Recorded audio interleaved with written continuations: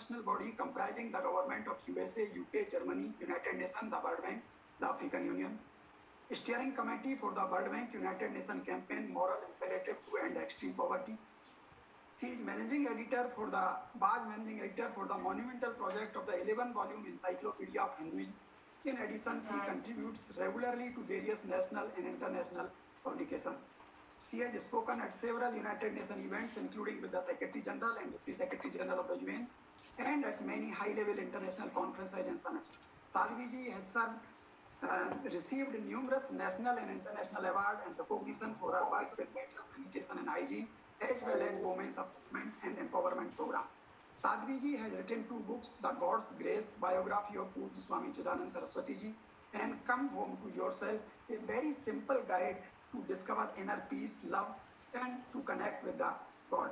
I once again welcome you all and invite Sadhviji to enlighten us on the topic Science and Spirituality. Sadhvi Bhagwati Saraswati Ji.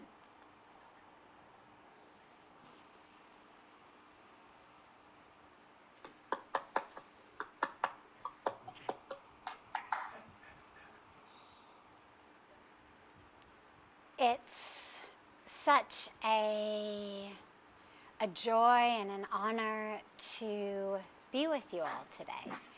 I'm so touched to be invited to give this talk to all of you who are training, learning, engaging in this beautiful service for the nation.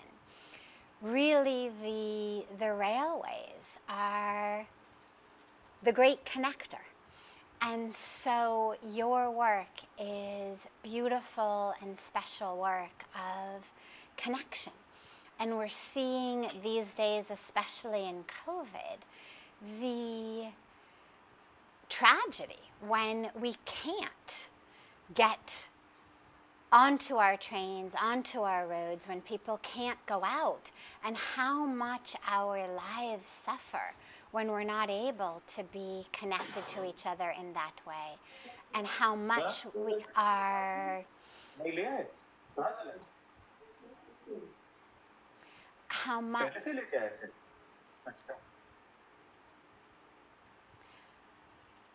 how much we are waiting for everything to be able, in a healthy way, to be moving again, so that we can again be connected, not just energetically, not just in spirit, not just through these beautiful means of Zoom technology and online technology, but also actually through the roads, the railways, and come together physically with our beautiful family across the nation and across the world. So deep gratitude to all of you for the wonderful seva that you are doing to connect people.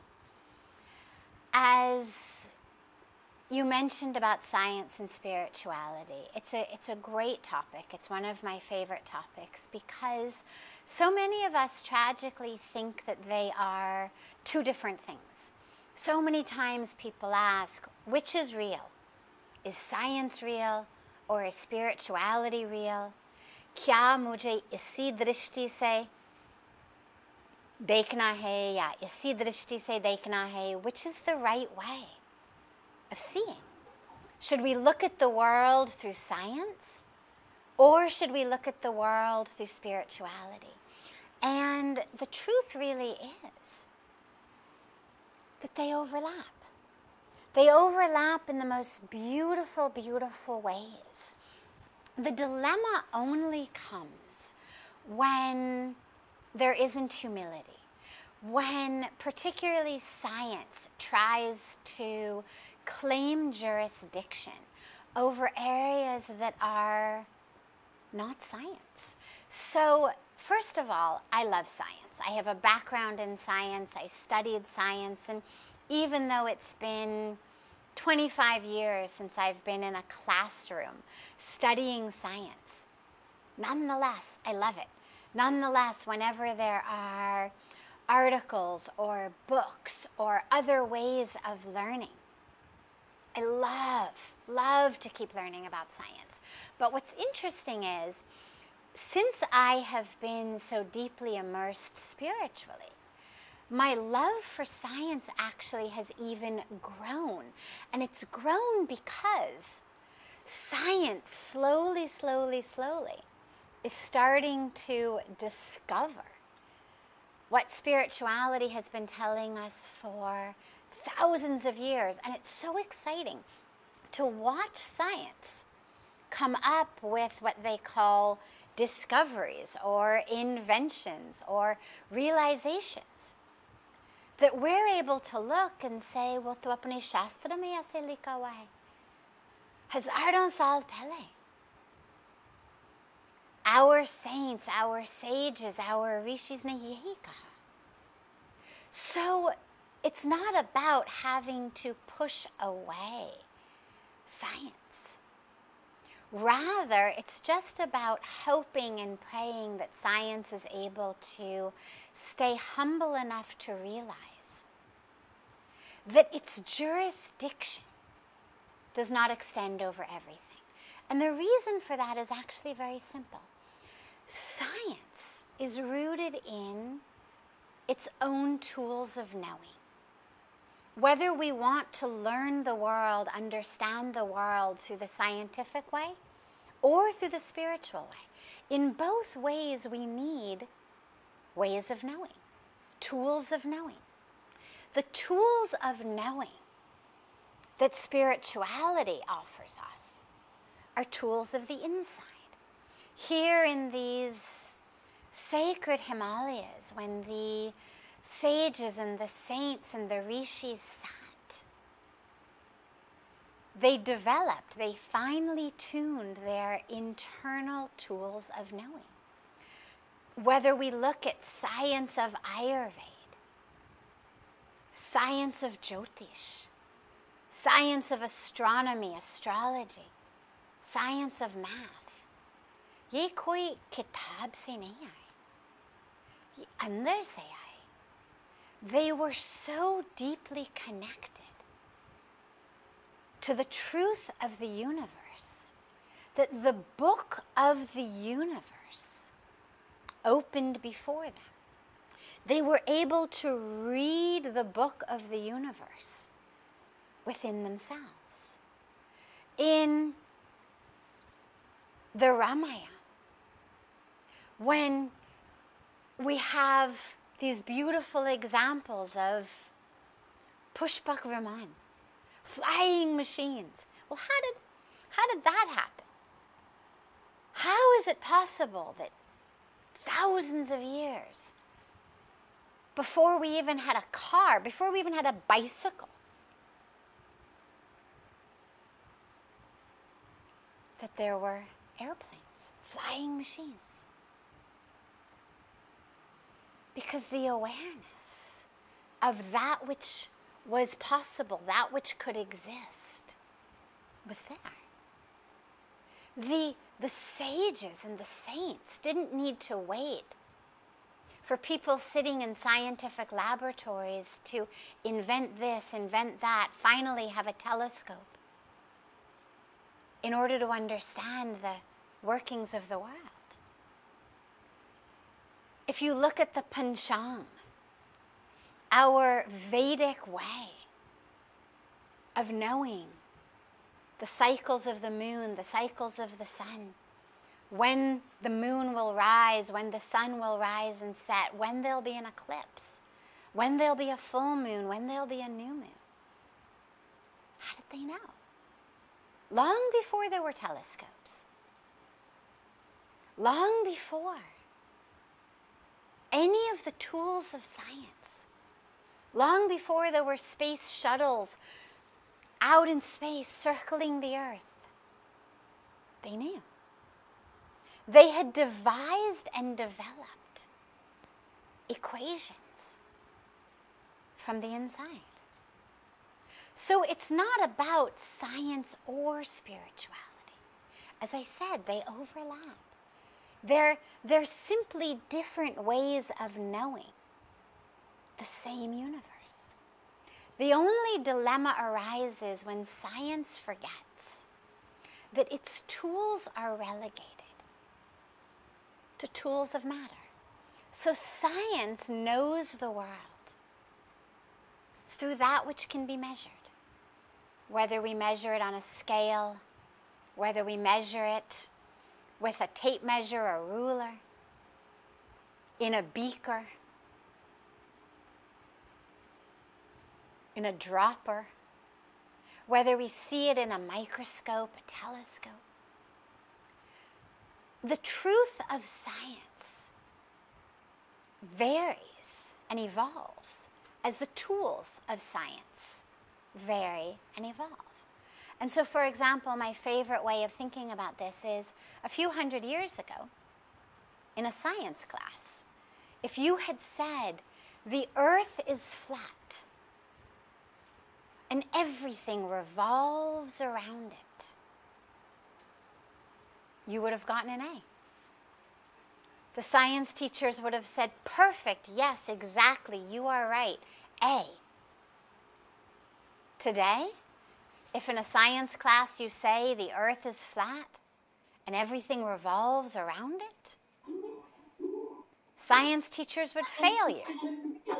They would say, no way. The earth is round. And the earth revolves around the sun. The earth is just one of the planets in our solar system, revolving around our sun. The earth is not the center of the universe. But a few hundred years ago, we thought it was. What has changed? The truth hasn't changed. The earth hasn't changed. All that has changed is the tools of science have evolved. We now have tools that show us, oh yeah, it's not flat, it's round. Oh yeah, it's not actually that the sun is rising and setting. The sun is not moving around us. But we are moving around our own axis, and we are moving around the sun. Isliye lagta hai कि the sun is rising and setting, but it's not. Now, this is important because when science tries to claim total jurisdiction of truth, that is where the problem arises. Because our tools keep evolving. As our ability to invent, our ability to create, our ability to manipulate the world of matter changes, so our telescopes get better, so our microscopes get better. We used to think that everything was pure matter, that I was this physical body. Then we developed electron microscopes. Now suddenly we know, oh wait, there isn't actually a place that I end and the world begins. We're energy, we're all energy. And then, in those electron microscopes, we were able to look even deeper and realize, hey, wait, wow, most of us is actually just empty space. Look at that, in an atom. The vast majority of that atom is actually empty space. Between the nucleus in the middle, with our protons and our neutrons, the space between that and where the electrons are is empty space. Look at that. We feel like we're so solid. This is me. I'm over here. That's you. You're over there. We're separate. I am this material individual. But put us under an electron microscope and what you realize is, nope. I'm energy. You're energy. And amazingly, I'm mostly empty space. You're mostly empty space. And if you look spiritually, it overlaps. This is what so much of our scriptures have been saying, just from a scientific way. when you look at teachings that remind us there is nothing but God. Everything else is an illusion. Aham brahmasmi. I am the divine. I am one with God. We chant in our meditations, Soham. I am that. It's not I am that in a material way. It's that which makes me up, the core of who I am, is one. One with the divine, but also one with all of creation. We are energy. We are space. We are spirit. And science, as its tools are developing slowly, slowly, slowly, is getting closer and closer to saying that. But it's not going to be truth when suddenly science discovers it. It's always been truth. And so this is the core important piece of the science and spirituality debate, is as long as science stays humble, as long as science claims jurisdiction only over the truth as measurable by its tools in this moment, then we're good. But for me, what's really fun and what's really exciting is to look at those places, and there are so many and they keep increasing and expanding day by day as science gets deeper and deeper, of where they overlap, where teachings that our scriptures have been giving us for thousands of years, now suddenly science is discovering and inventing. So you think, for example, scripturally, spiritually, we are told everything is a thought. Everything is the mind. All of our spiritual teachings are rooted in this truth. Man eva manushyanam karanam bandha mokshayo. The mind is the key. The mind is everything. It is the mind that creates and determines whether you are stuck in bondage, whether you're free. The mind is the key. We have beautiful stories, historical, spiritual history stories of Mirabai being handed a bowl of poison. Bhagwan Krishna ke naam leke amrit bante hain. Zehar se poison becomes nectar in bhakti. She didn't wave a magic wand and say, I know this is poison, but I'm going to chant some alchemic mantra and make it nectar.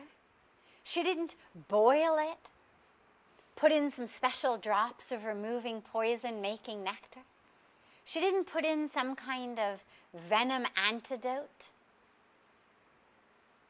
Just her love, her devotion, bhakti, ki shakti, the power of devotion, and that poison was nectar. Ye kaise hota? The mind, the power of the mind. Now science is telling us the exact same thing. As you think, so you create. We now have all of this scientific research on the power of thought, the power of intention, that, for example, focus your mind on making a plant grow.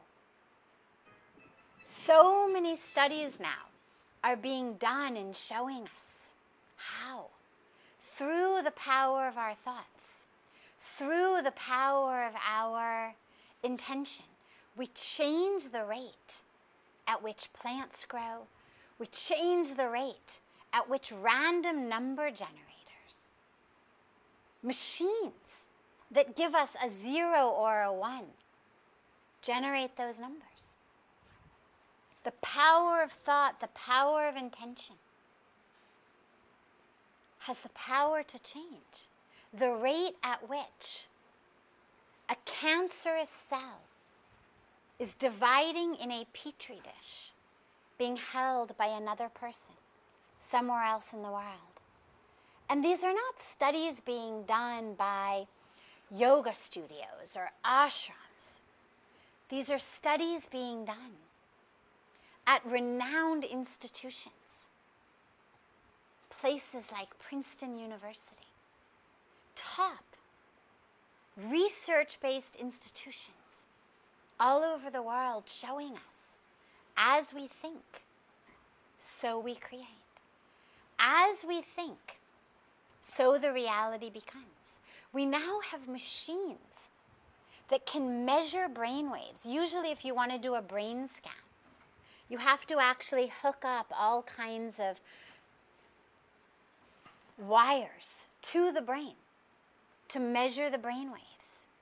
But now we actually have the ability, there are new machines that can do brain wave testing, that can give you a brain scan from inches away from the brain. They don't even touch the skull. And they can give you a reading of your brain. How is that possible? What it means is our thoughts are actually radiating out into the world, creating the world. As we think, so we create. As is the inner world, so is the outer world. As our sages and rishis have always told us, Jesse bitard, vese bard. As you think, so you create.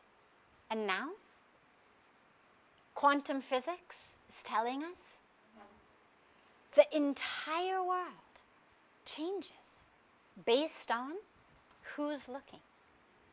Used to be in science and physics, we had two things. We had matter and we had energy. We had particles, we had waves. In Newtonian physics, the world is divided. There's matter, there's energy. Then, slowly, as our tools of science got better, they started looking and saying, wow, sometimes matter becomes energy. Sometimes particles become waves. Sometimes waves become particles. Okay. Now, quantum physics has told us, actually, it depends who's looking. Now there is something in quantum physics called the observer effect, which tells us, get this is science, and it tells us, actually, whether it's matter or energy depends on who's watching. Ab socho. Jo drishti of the one who's watching determines what they are looking at. ये हमारे शास्त्र कहते हैं, जैसे दृष्टि वैसे सृष्टि. As we see, so is the creation. This is spirituality, and now this is science. One person is watching, it's a particle. Another person watching, it's a wave. ये कैसे होता? Spirituality tells us for thousands of years, यही होता है. It's the same thing as one of my most favorite spiritual teaching stories of the man who's sitting on a pathway in the jungle, in the forest, wise man. And a traveler walks by and he says to him, "Ye gaon thoda sa aage, kaisa hai? How are the people in the village up ahead?" The wise man says, "Tum kahan se aa rahe ho? Where are you coming from? The traveler says, oh, I'm coming from this village. The people there were horrible. Itna chord. Jute, liars, cheaters, horrible people. I'm so glad कि उनसे छुट्टी मिल गई. मैं चल पड़े वहाँ से. So the wise man says to the traveler, oh, दुर्भाग्य से जहाँ तुम जा रही हो, लोग बिल्कुल ऐसा है. The people in the village up ahead are exactly the same. I'm so sorry. They're also liars and cheaters and thieves. थोड़ी देर के बाद एक और traveler आए. उन्होंने भी पूछा, अच्छा बाबा ये बताओ, आगे का गांव कैसा है? How are the people in the village up ahead? The second traveler now asks. The wise man says, well, तुम कहाँ से आ रहे हो? Where are you coming from? लोग वहाँ कैसे थे? The traveler says, oh, इतने अच्छे लोग, इतने बढ़िया लोग, प्यारे लोग. They were so beautiful, so caring, so loving, so sharing, so good. I felt so sad to leave them. The wise man says, you will be very happy to know कि जहाँ तुम जा रही हो, लोग उससे सुंदर हैं, उससे बढ़िया है. Where you are going, the people there are even more caring and sharing, even more beautiful. वो बाबा के साथ एक छोटा सा बच्चा बैठा था. Young boy was sitting with this wise man. और उसने पूछा, बाबा, आपने पहले वाला आदमी को बोला कि the people in the village up ahead are horrible, they're liars, they're cheats. You told the second guy the people are beautiful. How is that? एक ही गांव है आगे.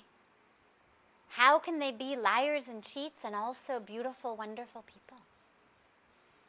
तो वो बाबा जी ने कहा, देखो बेटा, सब दृष्टि में है. Everything is in the vision. The first traveler saw greed and thievery. Second traveler saw love and generosity. यही मिलेगा उनको. तो ये अपने शास्त्र की teachings, ये अपने संस्कृति की teachings. और अब science, quantum physics कहते हैं observer effect. Is this matter or is this energy? वो depend करते हैं. कौन देख रहे? So science and spirituality are coming together. As science gets deeper and deeper, as the tools get better and better, it's getting closer and closer to what spiritually we've been saying. एक और बढ़िया example मैं दूँ.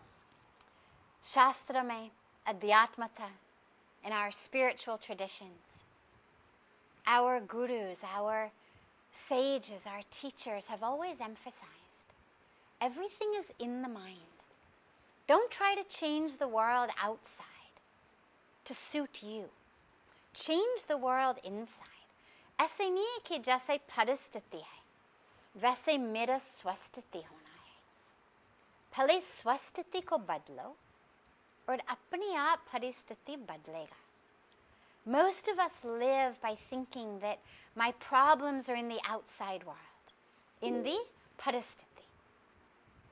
That how I feel, how I am internally, meri swastiti, my personal condition, the stiti of my own mind, is dependent upon the condition of the outer world. But spirituality tells us now, change your inner sthiti, change your inner condition, and things will change outside. Now, science has given us recently some beautiful, beautiful discoveries. वो कहते हैं discovery, कोई बात नहीं. Spiritually, we are humble. We don't say to them, nahi, nahi, nahi, ye koi discovery nahi hai, humko malum tha hazaron salon se. Vinamrata bhi adhyatmata. Humility is spirituality. So no problem. Unko discover karne do. For example, I'll give you a few of just my favorite examples. Jab sharir mein, pain is there. When we have pain in the body, we think naturally it is all of the body. It seems like, of course, if there's pain, it must be in the body. Imagine, God forbid, you have a limb cut off, an arm cut off, a leg cut off, something amputated. More than 50% of people who have had an arm or a limb amputated still feel pain in the limb that was cut off. Now, ab socho, haath chala gaya, leg chala gaya, it's been cut off. Hai nahi. Usme dard kaise hai? How can you possibly have pain in an arm or a leg that no longer exists? But more than 50% of the people feel it. The pain is in the brain. Now, obviously, it is a complex, intricate interaction between the cells in the arms, in the leg, in the spinal cord, in the brain. But the fundamental truth is that experience of pain, that awareness of pain, takes place in the brain. And even if the limb that hurts is no longer there, more than half of the people feel the pain. And here's what's amazing about it. Uski solution, uski treatment, uski ilaj kya hai? Phantom limb ki pain. There's no medical treatment for it. They can't give you pain medicine for a limb that no longer exists. The treatment is actually magic. It's boxes of mirrors. It's ways of tricking the brain. Literally. The treatment that they've developed for this uses tricks and mirrors, boxes, blindfolds over different eyes, tricking the brain into thinking that the limb is there again, that it's being healed. We're using the power of the mind, the power of thought, the power of belief over the physical body. I'll give you another fun example. They did a study where they took people and they wanted to see how long it takes people to learn how to play the piano and what is needed to learn how to play the piano. So they took all of the subjects, sabko betha diya, they made everybody sit down, and they showed them all on a piano how to play a very simple song. Third, they divided the group in half. Half of the people, roj, 2 hafte tak, unko kuch ganton roj mila abhyas karne ke liye. Piano ke paas baith ke abhyas karna. They took half the people. Every day they had them sit at a piano practicing for 2 weeks. The other half of the people, they never let them sit at a piano. Ek baar bhi nahi. Lekin, for the same number of hours a day, they had them aankh band karke apni man mein abhyas karo. They had them practice the piano in their own minds, remembering what they had seen, what they had learned in that one first teaching. And every day for 2 weeks, half the participants practiced at the piano, the other half practiced in their own mind. After 2 weeks, they brought them all together, made them all sit at the piano. And what they found was those who had practiced only in their minds were able to play that song almost just as well as people who had actually practiced at the piano. Matlab kya hai? Everything is happening in the mind. So the mind is that which we have to take precious, precious care of. We realize slowly that this realm of consciousness that we talk about is not relegated somewhere outside in the ether, separate from us. But consciousness is in us, permeating us, every aspect of who we are. That there isn't a place where the mind ends, the heart begins. There isn't a place where we end and consciousness begins. We are science. So as you learn, as you study, as you read, as you hear about science, learn it, it's wonderful. But most importantly, aap kabhi aise mat socho that spirituality isn't science. It's just that the tools that spirituality uses are not the beaker, not the scale, not the microscope. They're not tools of the material world. They're tools of the inner world. Science depends upon our five senses. Science says if I can see it, hear it, taste it, touch it, smell it, it exists. If I can't, it doesn't. And that's a problem. Because what we know is the most precious aspects of the world, spiritual connection, love, cannot be measured in a beaker. They don't have a weight or a volume, an area, a size. Can't put them on a slide and look at them under a microscope. Can't see them in a telescope.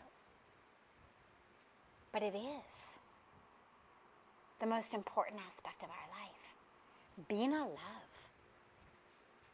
Bina spiritual connection. There's nothing. Then we're just physical matter.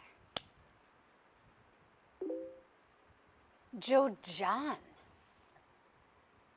Jeevan mein, that Jaan, that life in our life, is that which cannot be measured. That love, that spiritual connection, that intuitive way of knowing. Science can't measure it. And that's okay. There's no problem with that. But that's why we have to realize that science doesn't have jurisdiction over everything. Who knows? Maybe there'll come a time where science has a tool to be able to say, yeah, there's love. There's lots of love. There's upward love. That science will be able to measure. This is deep, this is full, this is whole, this is unconditional. This is just lust.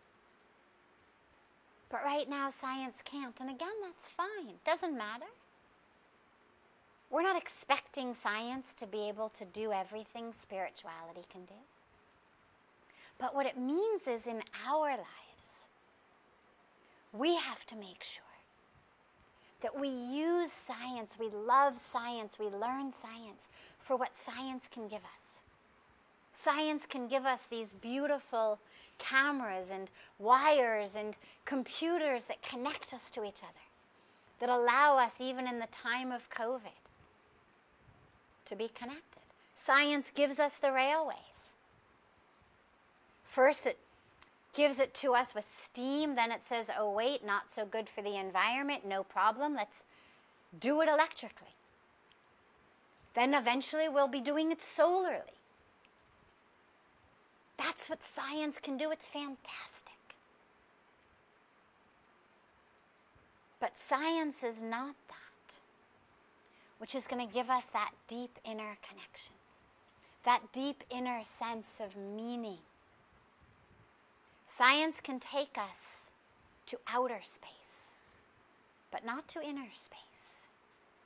And for inner space, we have our science of spirituality. We have our science of meditation, our science of yoga, our science of the Vedas. Wobiak science. It's just not the type that uses beakers and scales and Bunsen burners. So in our lives, let us expand our own drishti, our own vision, to realize the world of material science is great over here. And the world of spiritual science is needed, crucially, for all of the rest. It's that which weaves us together, that threads us together in love, in oneness, in truth, in awareness. And our life should have both. Nothing in spirituality says, thou shalt not use technology. Thou shalt not love technology. Thou shalt not take medicine.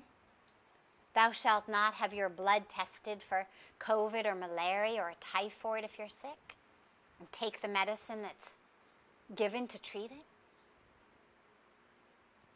Science is a tool, and it's wonderful for as much as it can do. And fortunately, by God's grace, we have the science of spirituality to give us the rest.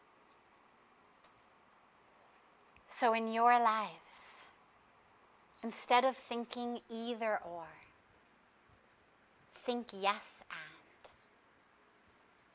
In every minute and every moment, there's going to be something that science can offer you. And there's going to be something that only your inner science can offer you. Your mindfulness, your awareness, your consciousness, your meditation, your truth, your love, your awareness. And that's beautiful because it enables you in every minute to have even more ways of knowing. Think about it as like more tracks being laid in the railways, more destinations, more ways of getting there, more connections. So as our network map of the railways increases, let our internal network of access to wisdom, to truth, to science, let it keep expanding. Because the destination is inside. And those are the tracks that the science of spirituality lays for us. I'm happy to take any questions that anyone has. I know that we've kept a nice bit of time for questions from you. So whatever questions anyone has, I'm here for you and with you, and so happy to be with you on this beautiful, beautiful day. Sadhviji, pranam.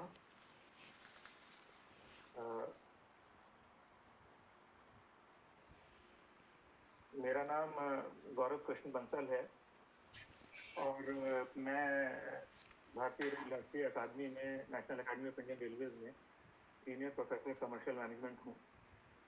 और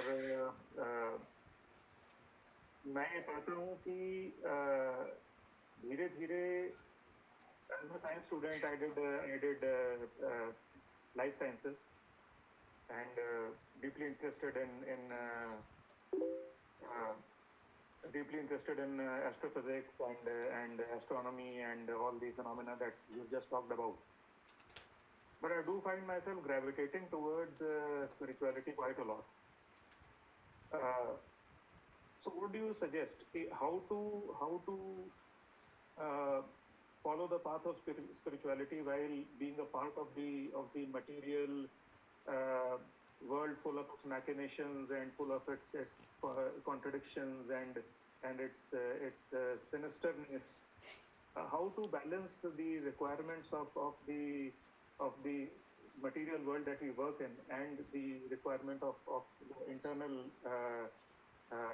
spiritual fulfillment?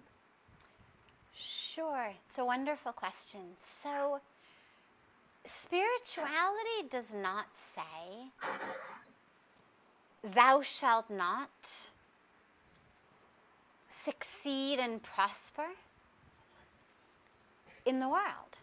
In fact, if you look at our spiritual teachings and traditions, they're all about emphasizing being in the world, serving in the world. There's nothing spiritually that says, thou shalt not prosper. Thou shalt renounce everything. Yes, for some of us, our dharma is the dharma of sannyas, the dharma of renunciation. And yes, in our path of the ashrams of life, even for those who are not sannyasis from a young age, in the last phases of life, after our grihasthi ashram phase, we enter vanprastha and then we enter sannyas. But our spiritual traditions don't say to us, from the beginning you must be a sannyasi, from the beginning you must renounce. They've given this ashram way of life that includes a large number of years, decades spent in the world, fulfilling your duty, contributing to the world, prospering. So it's not about not being in that world. It's about bringing your spiritual knowledge into that world. Let me give you an example. Let's say you love someone, okay? So presumably you love your wife. What is your wife's name? Sadhviji, she is called Swati. Swati, okay. Yeah. So you love Swati. Now, Yeah, now you leave the house, you go to the office, you're working in the office, you're interacting with people, but you don't stop loving Swati. No matter what you're doing, you're loving Swati. It's not that because you are in the office place or reading a book on science or studying science or doing something related to technology that suddenly you've stopped loving Swati. That love of Swati is your inner truth. And it stays with you wherever you are. Chahe you're stuck in traffic on the way home, chahe you're sent off on a business trip. It's not that suddenly you forget, oh yeah, I love Swati just because you've gone to a conference on science. You love Swati sitting in the conference on science.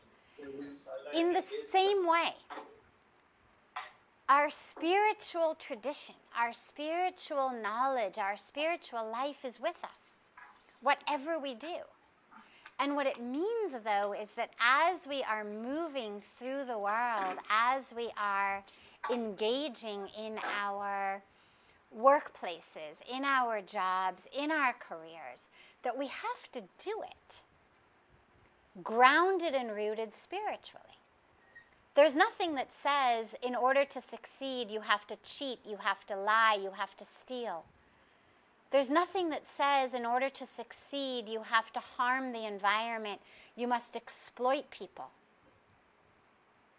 That is not the type of success that our world needs.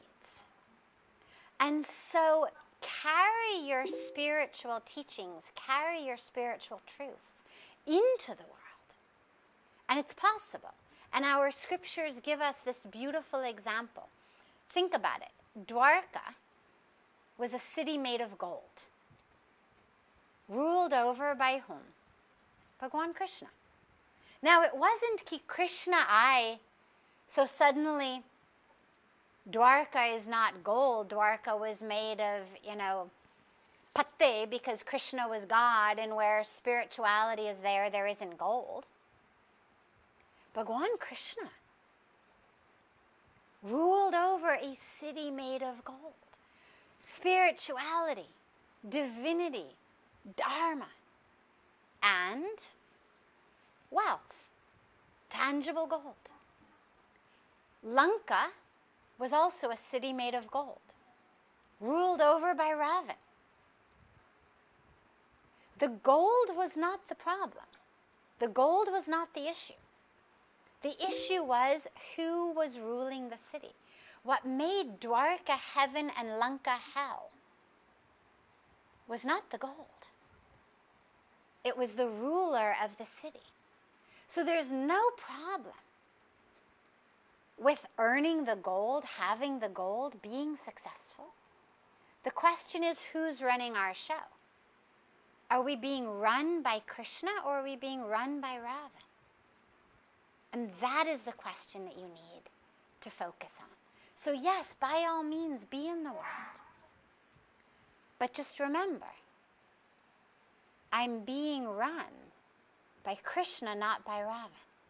Which means that I'm not going to do anything in the world that I'm going to feel ashamed of when I sit down to meditate. I'm not going to do anything in the world that when I come face to face with God, I would be embarrassed about. In the same way that you wouldn't do anything in the office or away on your conference, that if Swati called you in the middle of it, suddenly you would be embarrassed. You don't forget loving her. Same way. We don't forget being connected to God just because we're in the world. The two things can go together very beautifully. That's the whole teaching of the Bhagavad Gita. In the Gita, Arjun says in the beginning, forget this, I'm going to just go and sit in a cave and meditate. Bhagwan Krishna says no. So the teachings are not teachings of run from the world and sit in a cave. They're teachings of be in the world. But be in the world of the Spirit, of divinity, of service, of being a tool in God's hands, where you're really thinking, as my Guru Puja Swamiji always says, not what for me, but what through me. Sadhviji, that was really very enlightening. One more thing, that of course it's a public platform. I would have loved to ask you privately, but all the same, personally, I find it very difficult to forgive. I may forget, but in my life, I have come across individuals mostly who went after me for no reason, absolutely no reason. Didn't do anything wrong with them. If they were bosses, served them well. Didn't talk wrong about them. Okay, didn't hurt them. Didn't steal. Didn't do anything of that sort.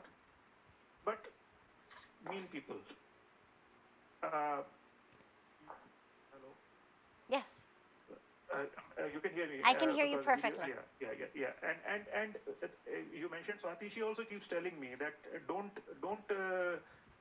keep all that bitterness inside you, that people did this to you, people did that to you. But I find it very, very difficult to let go, and that's been my nature since I was a child. It's not that I want to hurt them, but I feel hurt myself personally because it was not my fault. It's like you shoot me for no reason. Okay, I am sitting there, I am just playing or maybe just meditating or just having time with my family, and you shoot me for no reason because you like to shoot, not because I wanted to get hurt. How to reconcile? What to do? Okay.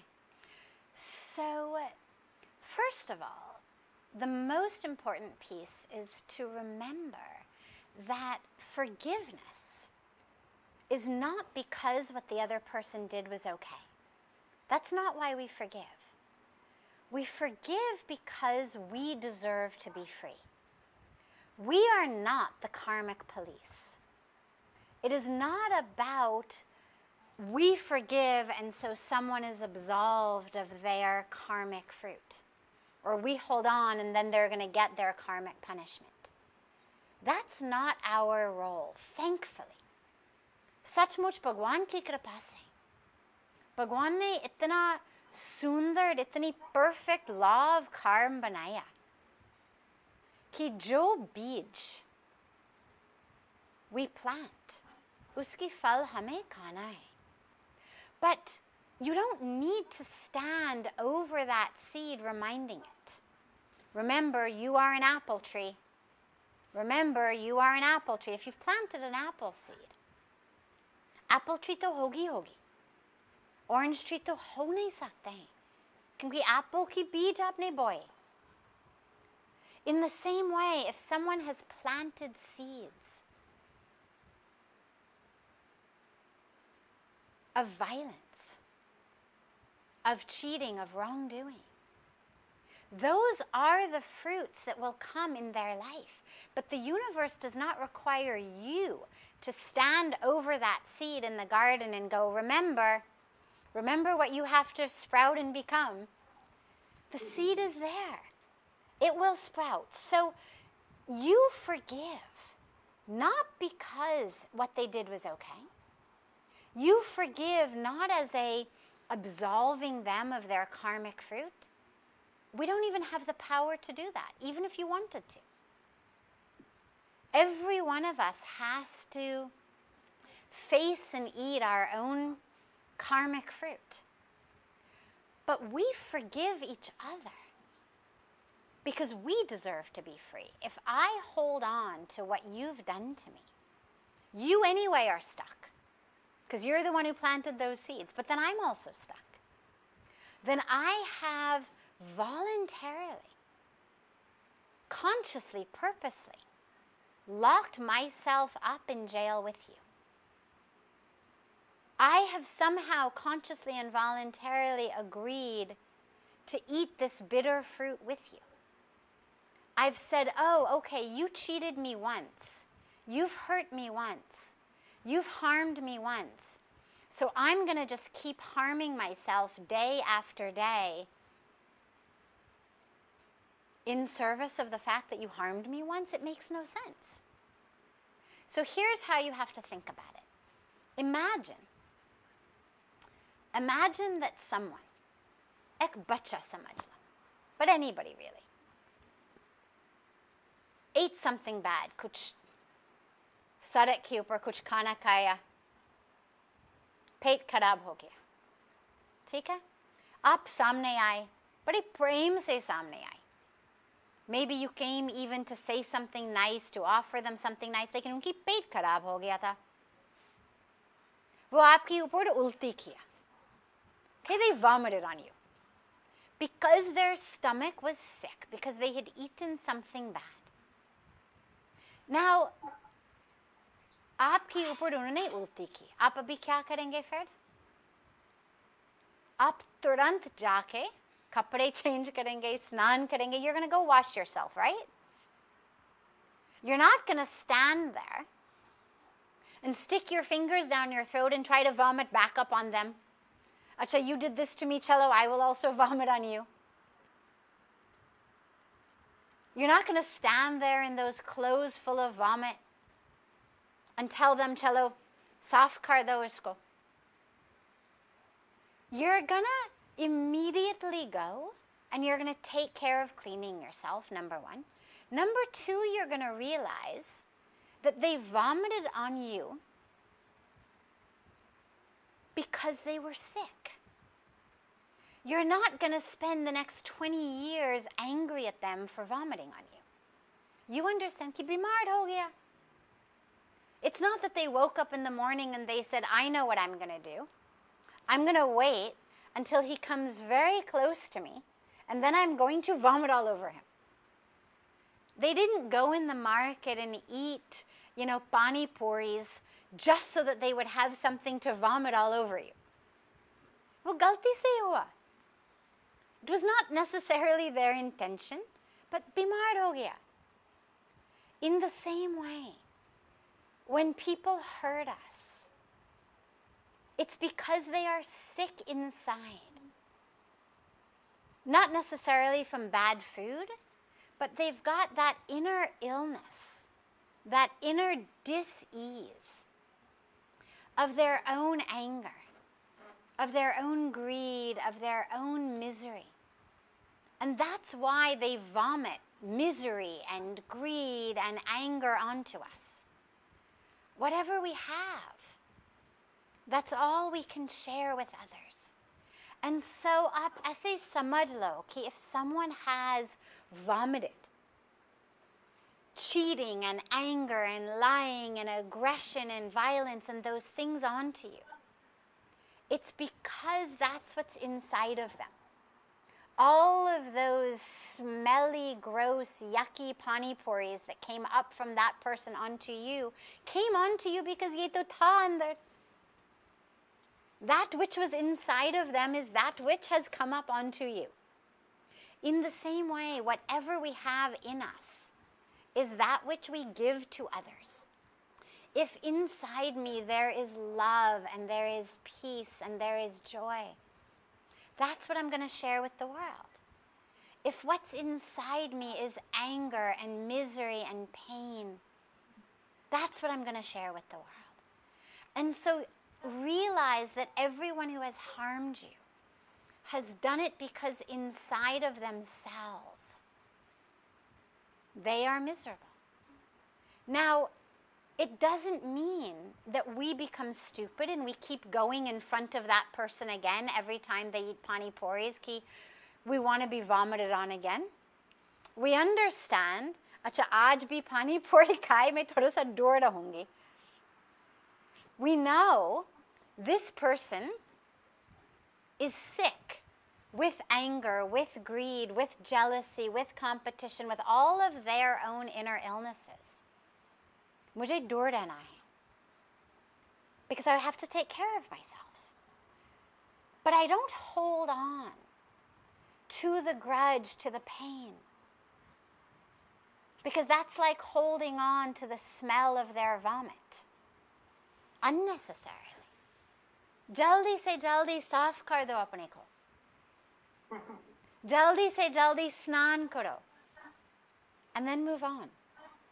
Give that beautiful bath to your mind, to your heart, like you would give it to your clothes. And then just move on. Sadhviji, namaskar. Thank you, Sadhviji. Thank you. मैं कल्पना बोल रही हूँ. आपके वचन बहुत ही सुंदर हैं. You spoke so beautifully. But I have and you spoke so softly and silently. I have a question which is concerning all of us these days. That of universal consciousness versus what is happening to the individual.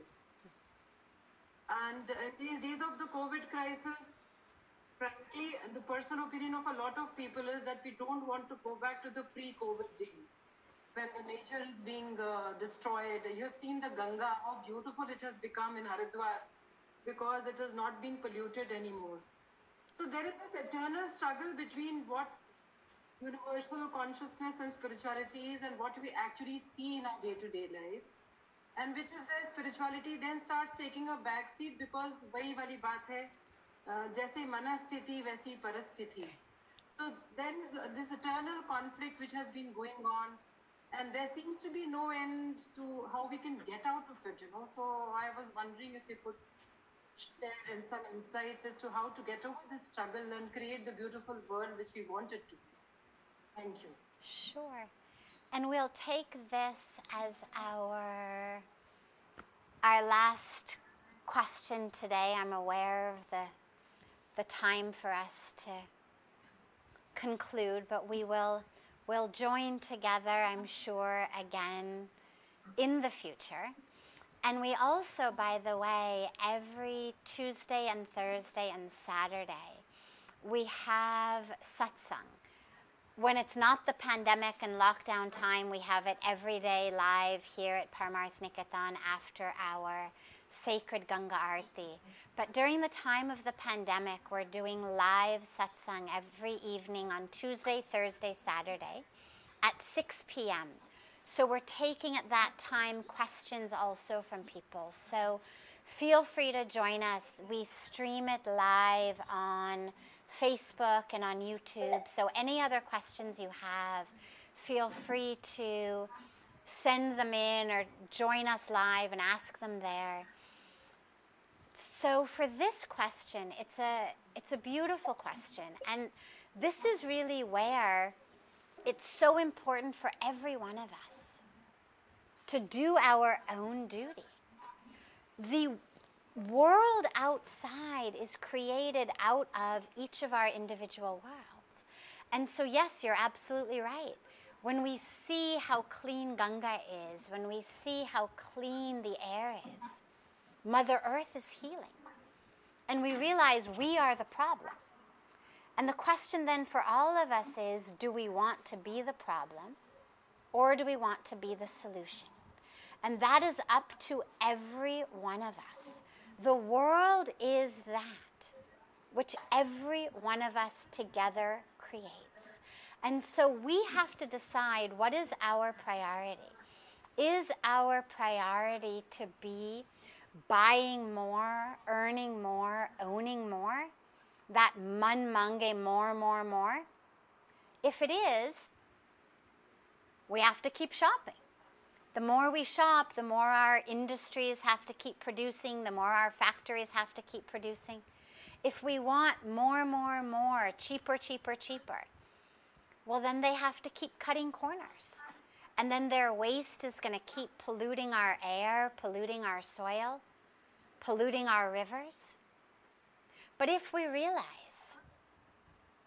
that we need to live simply so that others may simply live, if we realize that every single thing we buy is produced in a factory that makes waste, that the price tag on what we buy is not just a matter of how much the store is charging us, but that price tag includes the impact upon the air, the soil, the water, upon the women and the children sitting in sweatshops, whether in India, whether in other countries, who have to work in sweatshop conditions, bonded labor conditions, because it's the only way for these companies to produce enough, cheaply enough, to give us more, cheaper.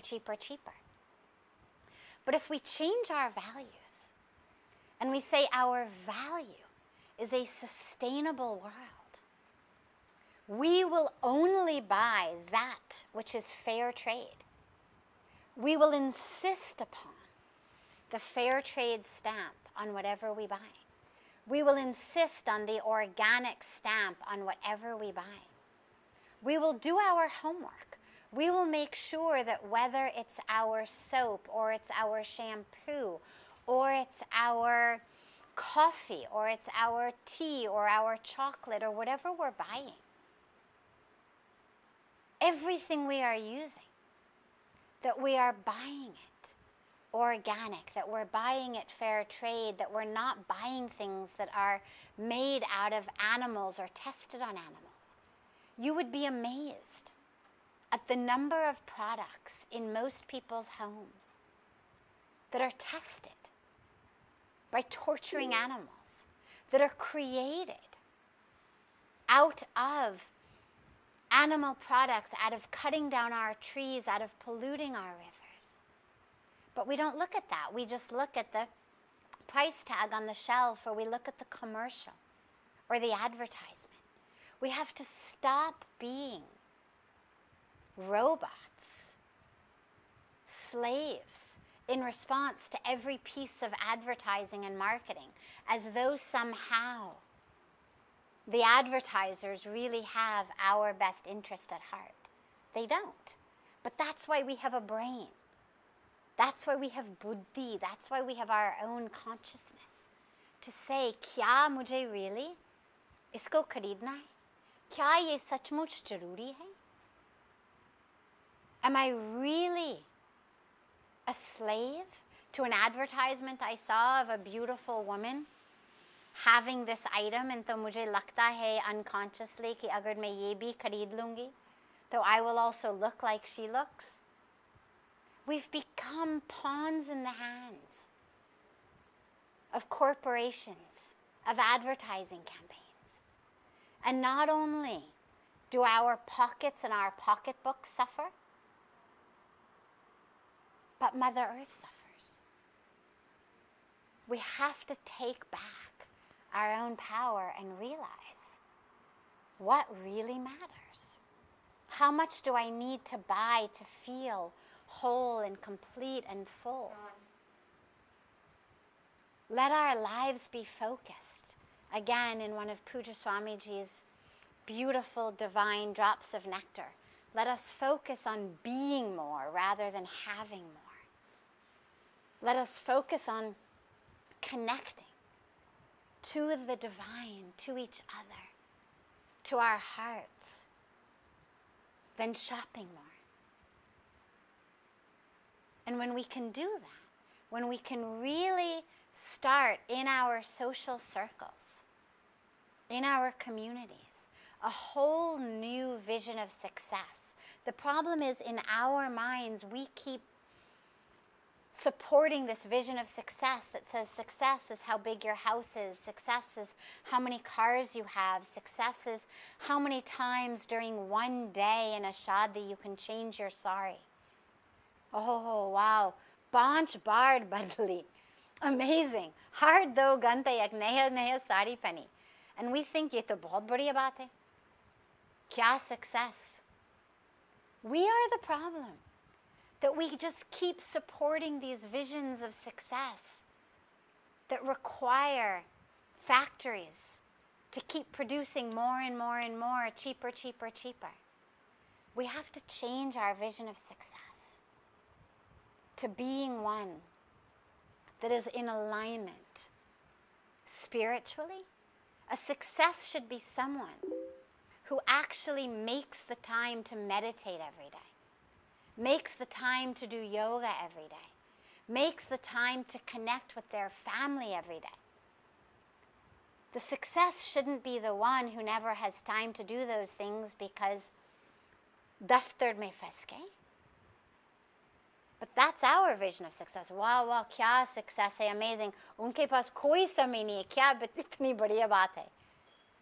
Our brains have become ulta. And so naturally our world has become ulta.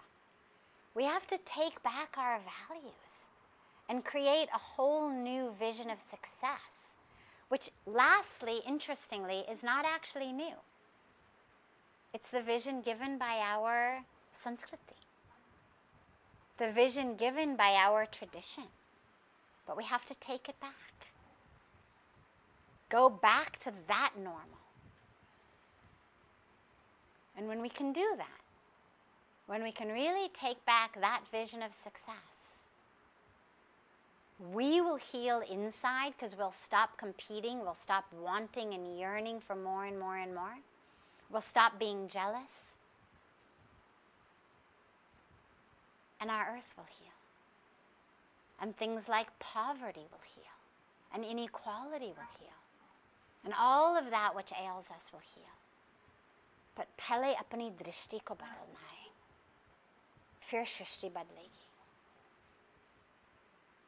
Sadhvi जी, एक last question आप लेंगी?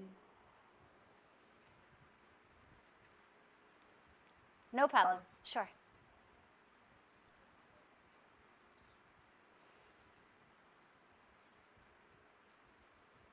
साध्वी जी, एक last question मेरा है। मैं आपकी किताब God's grace पढ़ा, स्वामी चिदानंद सरस्वती जी का जीवनी है।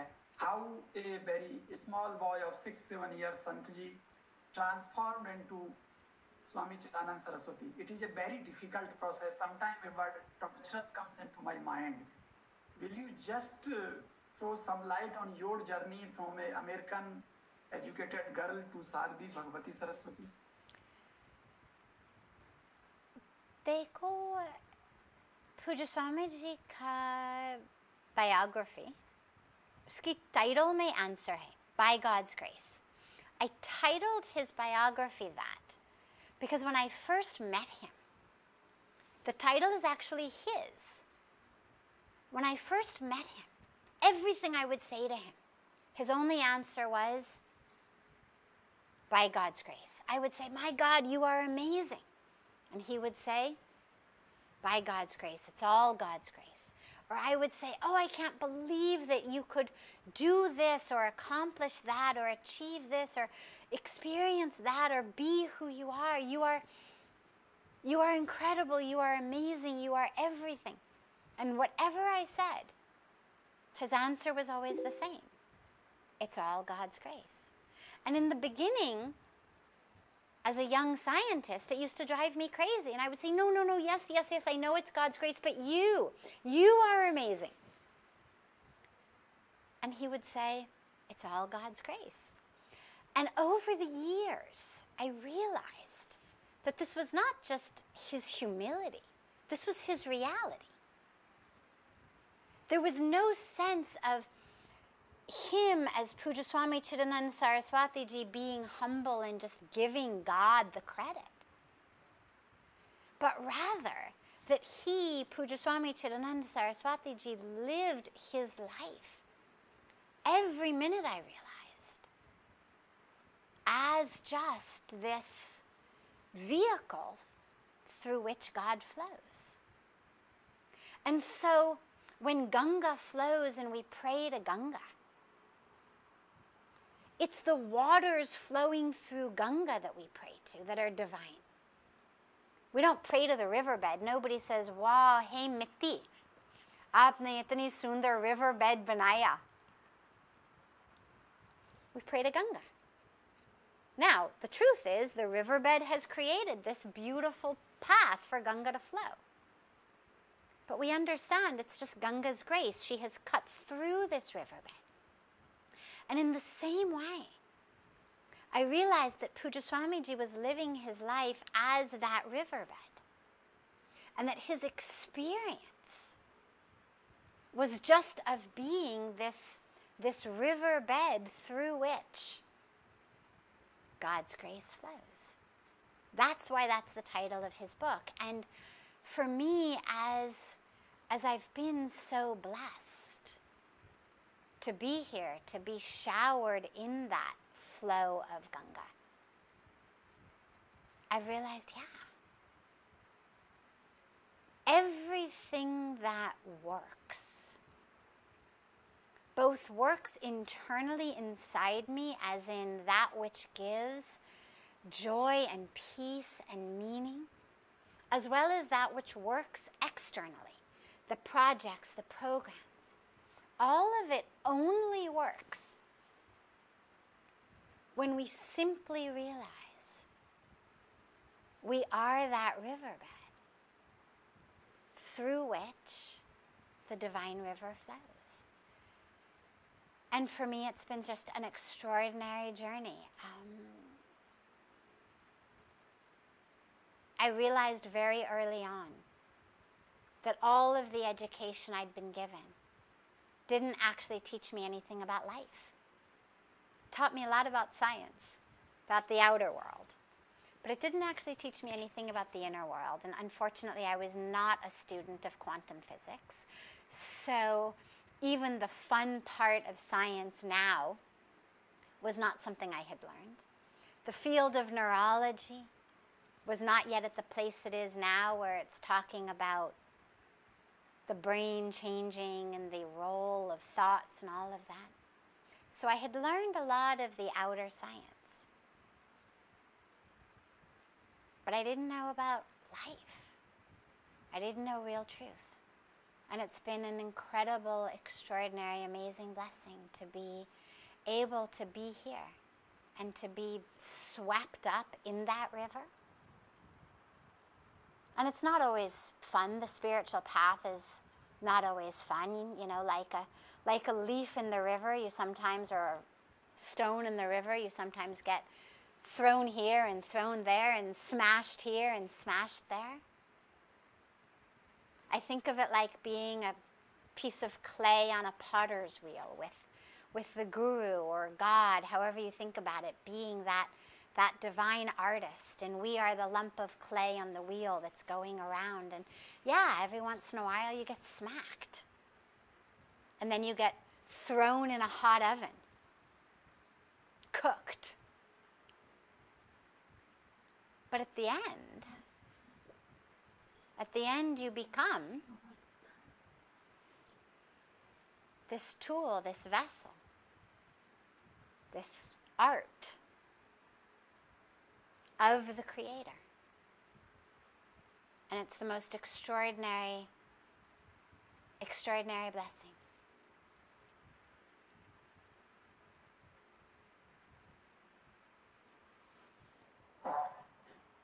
Thank you, Sadhviji.